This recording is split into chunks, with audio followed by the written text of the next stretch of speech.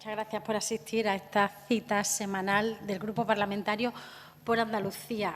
Hoy traemos casi un monográfico que tiene que ver con el SAS y la corrupción política, vamos a llamarlo así.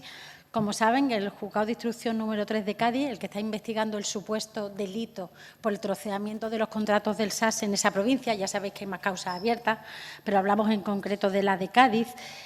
Sabéis que ha pedido el auxilio pericial de la Intervención General del Estado. Esto, que no es anómalo, tampoco es que sea muy habitual y se produce porque tenemos dos versiones contradictorias. Por un lado, sabéis que la propia intervención de la Junta de Andalucía dio la voz de alarma sobre el troceamiento de contratos que se estaba produciendo en el SAS. Y, por otro lado, la que era interventora general, que ahora casualmente es viceconsejera de Hacienda, dice que aquí no pasa nada. Pues ante esta dualidad de versiones contradictorias, el juez ha decidido acudir a la intervención de la Administración General del Estado para que ponga un poco de orden. Nosotros, con independencia de las investigaciones judiciales, nos parece que esto es un caso de corrupción política de libro, porque lo que sí sabemos es que hay un montón de contratos con el mismo objeto, a la misma empresa, el mismo día. Y lo que también sabemos es que el sentido común te dice que es probable, como mínimo, que le haya supuesto un daño al erario público. ¿Por qué? Pues porque si tú haces esos contratos sin publicidad, los troceas y no dejas que otras empresas hagan una oferta a un precio menor que se podría haber dado, pues seguramente lo que se ha producido es un menoscabo de la Hacienda andaluza, en este caso. Por tanto, corrupción política de libro. Nos parece que hay responsabilidades políticas que depurar, que todavía no nos han explicado por qué se ha hecho, más allá de lo cómodo que resulta y del interés que se pueda tener en darles contratos a dedo a determinadas empresas privadas.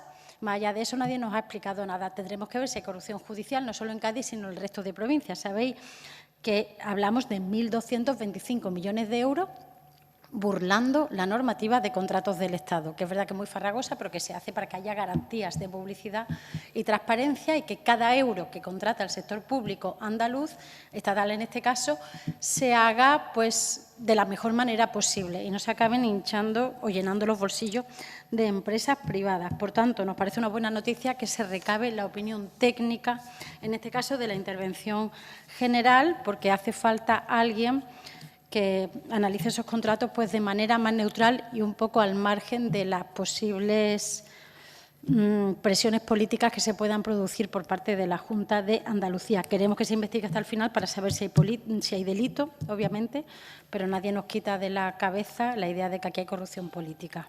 Siguiendo la estela de la nefasta gestión, ya por no hablar también de los cribados de los que hablamos siempre, saben que la Oficina Andaluza Antifraude está investigando al Hospital Virgen del Rocío por presuntos sobresueldos ilegales pagados a dos cargos intermedios de enfermería. Sabéis que el asunto lo está investigando el SAS, lo está investigando la Oficina Antifraude y lo está investigando el Defensor del Pueblo. Nosotros, de momento, mostramos cautela.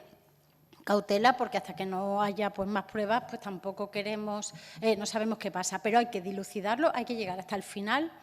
Y, no deja de ser llamativo que no paren de surgir problemas de posible corrupción en el SAS. En este caso, además, en el Virgen del Rocío, que sabéis que es el epicentro del problema de los cribados.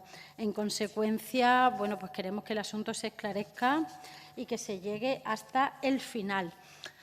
Y un último asunto que tiene que ver también con la Junta de Andalucía, aunque parezca que no, y es que queríamos comentar la huelga de médicos que se está produciendo estos días, que se está cifrando en un seguimiento además alto en Andalucía, en torno al 45%. Sabemos que es una huelga, en principio, contra la aprobación del Estatuto Marco Estatal, pero nosotros sí queríamos dejar muy clara nuestra posición, y es que la mayoría de las reivindicaciones que están haciendo el personal médico es competencia exclusiva y directa de la Junta de Andalucía. Todo lo que tiene que ver con contratos precarios de pocos días, en malas condiciones, con salarios bajos, todo eso es la Junta de Andalucía la que tiene la competencia exclusiva. Y el Estatuto Marco del Ministerio se puede decir que se queda corto porque se queda en el límite de las competencias estatales en esta materia. Sabéis que la sanidad está transferida y aquí estamos hartos de hablar con las sucesivas consejeras, ahora consejero de Sanidad, sobre su competencia con respecto al personal sanitario.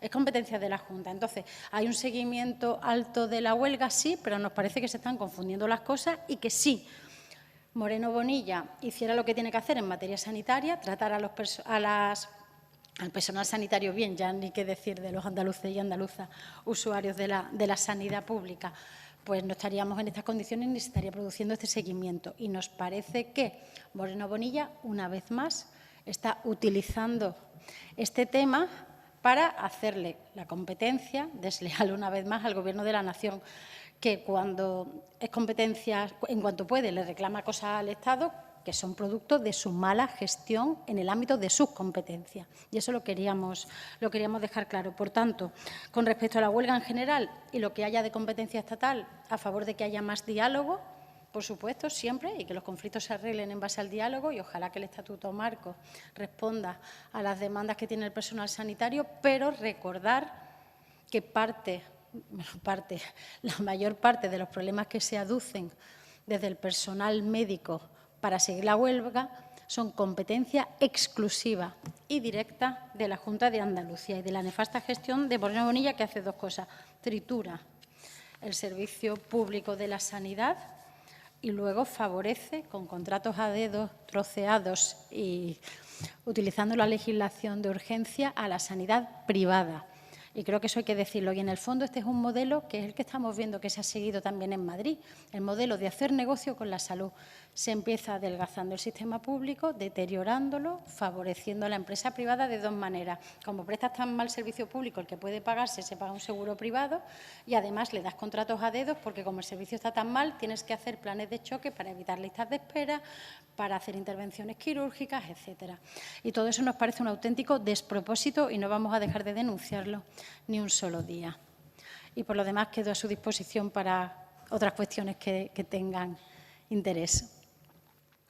Buenos días. Sí, quería preguntar por que el caso del andaluz ha llegado a la Fiscalía del Supremo, por si nos podía dar la opinión de su grupo. Muchas gracias. Bueno, en mi grupo parlamentario venimos hablando de este asunto en el Parlamento, pues yo creo que desde que se conoce. En Algeciras es un clamor que este señor tenía comportamientos, bueno, pues que eran realmente bochornosos desde el punto de vista del acoso sexual. En prensa ha habido compañeros suyos que han relatado situaciones que podríamos tildar de aberrantes y, sin embargo, ahí sigue este señor como si no pasara nada. Nosotros creemos que, bueno, que este tipo de figuras no tienen cabida no en política, no tienen cabida en sociedad y que hay que ser muy contundente contra este tipo de comportamiento. Veremos ahora a ver hasta dónde llega la investigación que se ha abierto, en teoría por otro supuesto, pero que en el fondo está todo relacionado. Pero vamos, que al margen de que se haya abierto ahora, que llevamos mucho tiempo denunciándolo y no se pueden tolerar comportamientos de este tipo. Sí, al hilo de lo que comentaba la compañera, quería preguntarle también por la actitud del PSOE, también con los casos que están surgiendo en sus filas de acoso. A mí no me gusta decirle a otros partidos qué es lo que tienen que hacer, pero la verdad es que este tipo de comportamiento hay que cortarlos de raíz. Es que damos muy mal ejemplo a la ciudadanía cuando permitimos que tipos pues, como el de Torremolinos, comportamientos que se están conociendo, ¿no? Y qué decir del asesor de Moncloa, pues en fin, son actitudes que son, repito, intolerables. En general, iba a decir, no es en la vida pública, es intolerable en cualquier sitio. Y cuando queremos, somos fuerza, además, que preconizamos el feminismo y la igualdad entre hombres y mujeres, son comportamientos que no se pueden tolerar. Radicalmente en contra de que este tipo de personas sigan ocupando, por supuesto, cargos públicos, ya sea de asesor, ya sea cargos representativos. ¿Vale?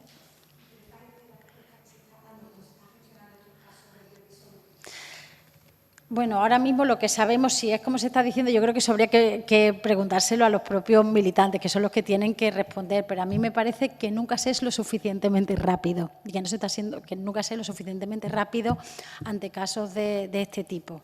No hay que dar lugar a nada y a mí me parece que la única manera de responder para ser ejemplares es responder de manera muy, muy rápida. En el momento que hay una denuncia, como mínimo hay que ponerse a investigar. Yo no digo que es una denuncia, pero como mínimo rápidamente te tienes que poner a investigar y poner toda la maquinaria interna que tengas a investigar el asunto, porque además de lo que sucede a la interna, es que nosotros tenemos una responsabilidad con la ciudadanía y tenemos que ser ejemplares en ese sentido ante este tipo de casos.